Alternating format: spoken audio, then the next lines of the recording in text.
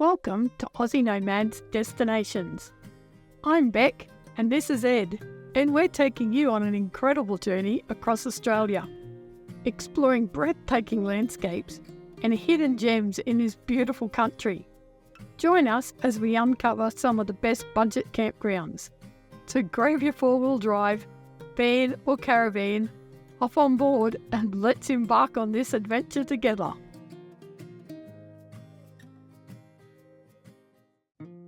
It's moving day. We are heading north. We are staying at Blackburn Park at Campbell Town. And bam, just like that, we are in Campbell Town. What are you two up to? Did you come for bread? Hey, he's been to the bakery. He's been to the bakery to get bread. He'll probably give you a little bit. Yeah, can't have any apple. Oh, here they come. You can't have any apple turnover. But we got bread. They look like Indian runner ducks. They're very cute. I like the way he's just moved in and made yourselves at home. We only gone 10 minutes. Hey, 10 minutes.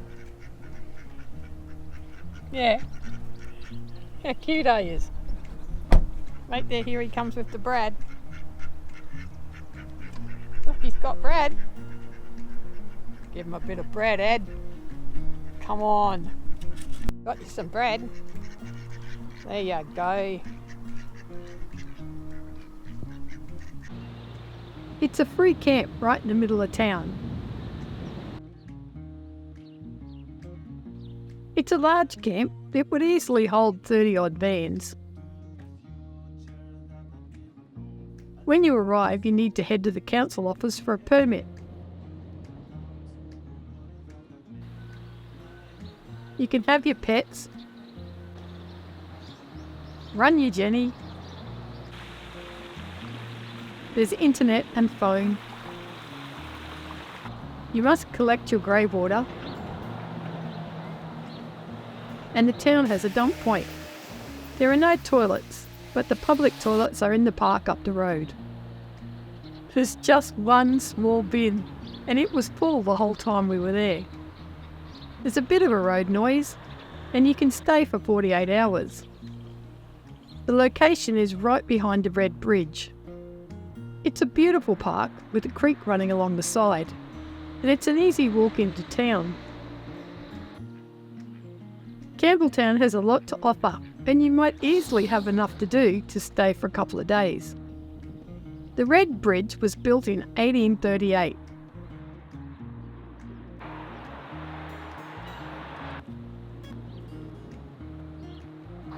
This beautiful old church is just north at the end of town.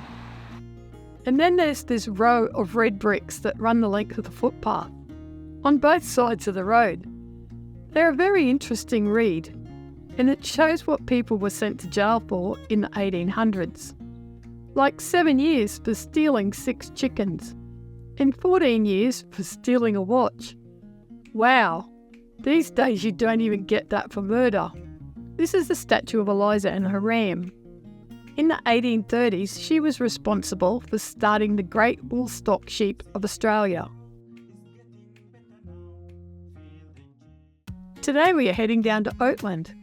We passed through a couple of little towns on the side of the road.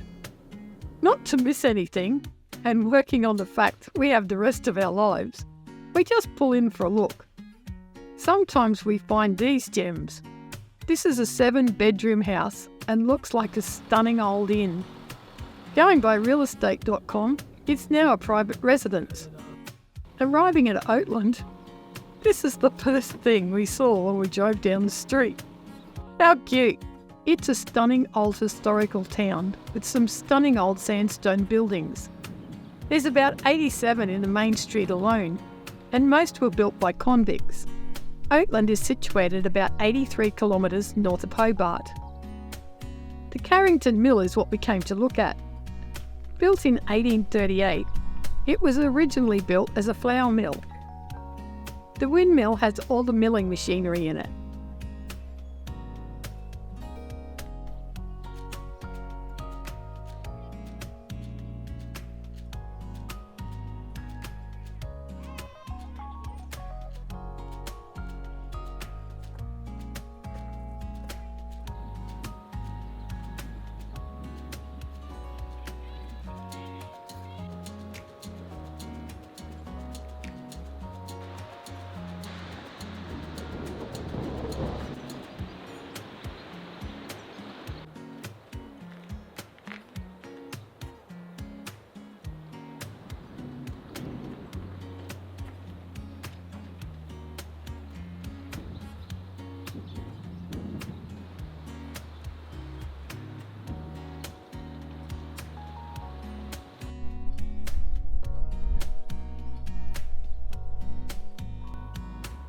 This is the miller's hut.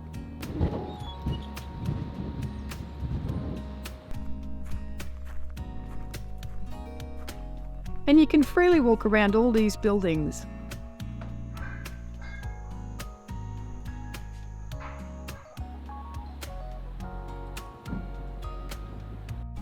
So we've got brandy, bourbon, cognac, muscadella, more bourbon,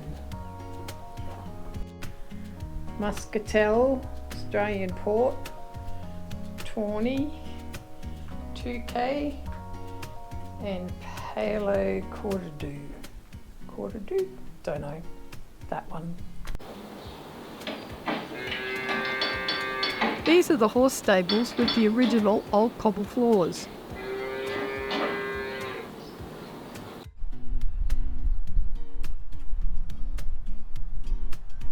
We spent an hour wandering around the buildings and watching the interactive TVs.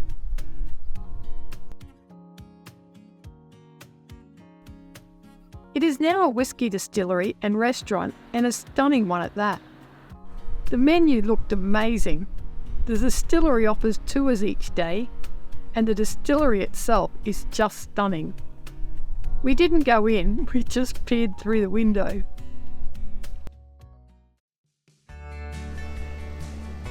Hi, Campbell Town. We are off to Ross. So we are heading down to Ross. The caravan's booked in for a week, and we are having a holiday from our holiday. We'll tell you what's going on tomorrow.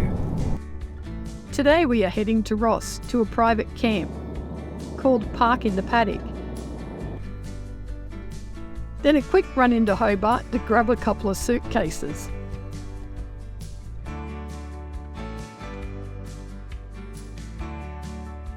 At ridiculous o'clock and a couple of coffees later, we are off to the Hobart Airport.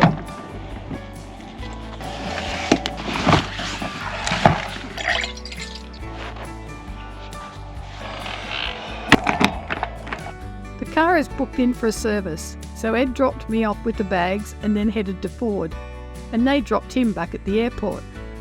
They're going to keep the car till we return. We are heading to Cairns for a big family wedding. It is going to be a great family get-together.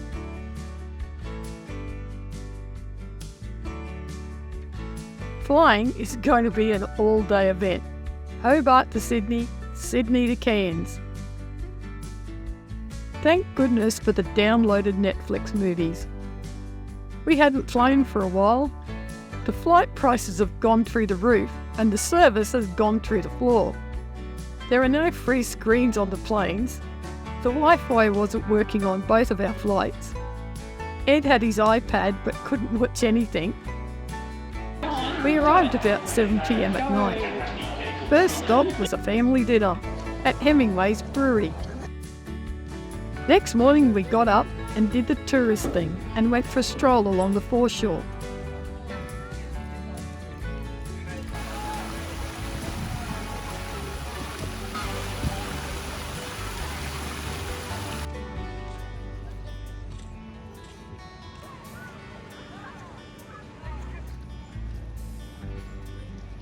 Before heading up to Kuranda for a family lunch, and then off to Mariba to check into the Tropical Travellers Park. Oh my goodness, how are these motel rooms? They are just stunning. Such a nice change from the caravan. Big bed, big shower, big couch, living the dream. It's wedding day. After a couple of coffees, I made a quick trip down to the hairdressers and back in time for lunch. Time to get dressed and off to the wedding. The wedding was at a coffee plantation about 10 minutes out of town. It was a beautiful day, stunning location, a beautiful couple, and a stunning unplugged wedding. They are just such a great couple. The amazing food was catered by Michelle's side of the family and showed their Spanish and Italian heritage through all the courses. With all homemade dishes, it was just awesome watching them make the paella. and the smells were divine.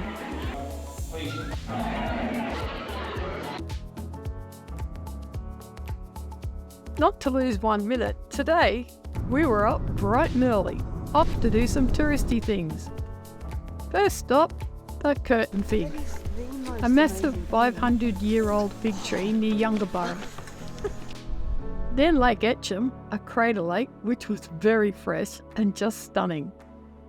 A couple of them went for a swim. After getting very full bellies, we headed off to the 2 giant cowries at Lake Barine. The last stop was the Cathedral Fig. Time to go home. Time for some serious coffee. Muttering only a few words to each other, we arrived at about 6 a.m. for our flight. I am not sure why I did this to us. It must have been the best priced flights.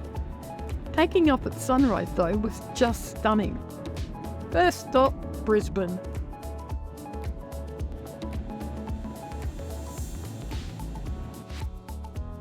We had a 45-minute wait, so we grabbed a bit of brekkie before boarding onto our last flight.